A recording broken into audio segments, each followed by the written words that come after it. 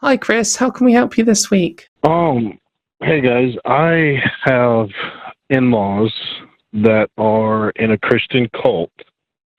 And my brother-in-law, he basically accepted it last week, and me and my wife are, I guess, struggling to come to terms with it. We're wondering if you guys might have any advice on how to question a cult mentality, or I don't know how to explain it all exactly, but I mean, and they're like, I don't want to say crazy, but you know, the types of possessions and seeing things, visions, you know. Yeah. And then first thing sorry, Chris. Please continue. No, you're fine. I was just saying, me and we feel like we're losing them as family members. You know, I've been gaming with my brother-in-law for, you know, the past 10 years now, and all of a sudden he's like, "Oh, I'm not gaming anymore because it's holding me back from what I want to do in my life." And I know that's not him talking; it's the cult beliefs talking. And we feel helpless, I guess would be the best way to put it. Have you contacted Recovering from Religion? I haven't. I thought about it, but I could use that for my wife. I mean, me myself, you know, I don't believe it or anything. It's just right. Yeah. Well, they could perhaps offer you some literature, steer you in the direction of I'll say coping. It sounds it's such a terrible word, but communicating with folks who have fallen into a cult-like organization. Recovering from Religion has a lot of resources. Can you even do anything to question, to like make them see they're in a cult, or like, is it? Yeah, it's very difficult. I think this is something that I try and deal with quite a lot, I guess. I do a lot of arguing against people who have this kind of cult mentality, and it's very hard to snap them out of it, especially when you're in like some target group that their cult is like focused around. That's the problem, is they won't even talk to us. They won't talk to us. Right, that does make it very difficult. I think at least if they're ready to have a confrontation or something, you can plant seeds. I think that, you know, that one of my strategies that I would do, like, I'm not an expert at deconverting people or dealing with cults or anything, is to never plan to win them over in one sitting, but to just be there for a long time. When it's someone you care and love about, you can invest a lot of time into this, and you can, you know, plant a few seeds every time you talk, but not enough to, like, you don't want to lose contact with them completely. And if all they're going to do is talk to you about other things, then that's something. Sorry, Johnny, were you going to say something? No, I was just going to say that if you come on too strong, I'm sorry. I was going to say, if you come on too strong, they're going to label you whatever the equivalent of a suppressive person is, a naysayer, and they're going to probably be forced by their cult, if it is indeed very exclusive like that, to cut off communication with you. That seems to be rather typical. So I guess what Katie said is right. I mean, keep those lines of communication, because they're going to need to turn to someone when things start going badly. And but I do think that there's a lot of resources out there, but in truth, you can't force this to happen through force of will or through force of rhetoric. It's going to happen, or it's not. Yeah, and it's not just rhetoric as well. It's like, you're not going to be able to logic them out of this. You're probably not going to be able to emotion them out of this, at least not straight away. You know, it's not going to be an easy process. But you can do those things over a long time. Sorry, go ahead. Yeah. It's the superstition. They think I have demons following me because I'm an atheist. I had a back injury at work back in July that I'm still recovering from. They think it's a demon that hurt my back because I joke about religious stuff all the time. I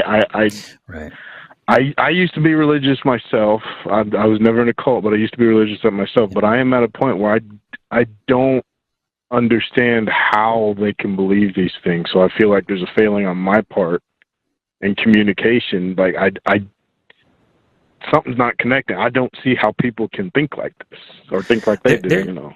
Yeah. Well, they're using a completely different epistemology. Their world and an ontology, their entire universe is different. It's centered around a different focal point than yours is. So when you say something and it doesn't fit in with their rubric for examining the universe, they just think in their terms. And so I wouldn't take it too heavily upon yourself to say, "Oh, I'm just not doing it right," because there's no magic formula. There's no magic words that you can just say. It is a process of communication. There has to be a willingness on their part. And unfortunately, they might have to go through some very dark paths in order to get out of there. If they're a dangerous cult, you might be interested in reporting them to law enforcement. If they're, David Koresh-like. It's not dangerous that I'm aware of. But I definitely agree with Johnny not to punish yourself for this. Like, it's not your failing. People intelligent, informed, rational, otherwise, people can get sucked into these things. People can get sucked into the most ludicrous stuff like QAnon and all this kind of stuff. And in the rest of their life, they can be a nice, normal person, and you cannot save them from that alone. This isn't anything you've done wrong. What you can do is you can do your best to be there for them should they be on the edge of coming out or come out or have any kind of situation like that. But you can also be there to try and tempt them out and plant some seeds of doubt in their mind and that kind of stuff. But other than that, like, there's nothing you can do that's going to change their minds, and there's nothing you could have done. So it's important to not beat yourself up over it and just look at this as like a challenge. Yeah, and what you might do in your interactions with there's a delay.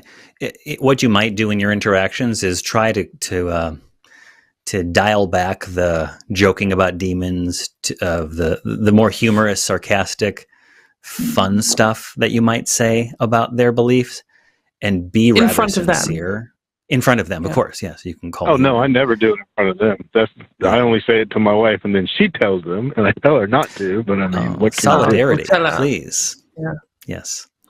But that's the thing is I don't know why she would do that. Maybe because she's frustrated. I don't know. But in truth, isn't as indoctrinated as they are, but she was raised with the same superstitions and everything. Yeah. So when she talks to them for any amount of time, it messes with her mind as well, because she's got bipolar disorder and stuff like that, and raised with superstition and everything. It messes with her. So when I joke around and everything, she tells her family, and they're like, "Oh, it's evil, it's a demon." Like they almost convinced her not to do Halloween this year. Like it's Well, I'll tell you, you might need to have a conversation with your spouse there, because there needs to be, I would think, some solidarity, some consistent message between the two of you and the family. And if she's concerned that they're getting more extreme and becoming harming themselves in some whatever way, not physically, but perhaps so socially or economically, that maybe you need to circle the wagons a little bit and decide how and what gets communicated to the family. If she wants them to become less extreme and more like her, which she might think is perfectly acceptable, then you might consider counseling. I'm not a therapist. I'm not a counselor, but I do see value in that. And also you're having to curb your language to your wife, and now you're in a way forming this wedge between you and her, and that's an additional challenge. So recovering from religion, that's what I say. Check that out. Don't think, just call and chat him out, and maybe they'll have something. Yeah. How do you feel about that, Chris? I'll look into it. I appreciate it. No, you're fine. You're fine. It's hard. You know, you hear these calls. You guys get these calls all the time from cult members. You read about it. You hear it, like I read it, watch it all the time on Telltale's channel, and it's just, it's weird actually seeing it, like in actual. You know, it's disturbing. Absolutely, yeah. And yeah, I think it stresses dangerous. me out, as well as being a kind of, you know, if it's your loved one, it's stressful to see them making bad decisions and, you know, all this kind of stuff. But also I find it stressful on like a sort of more distant human level to see humans doing these things which are just so clearly irrational.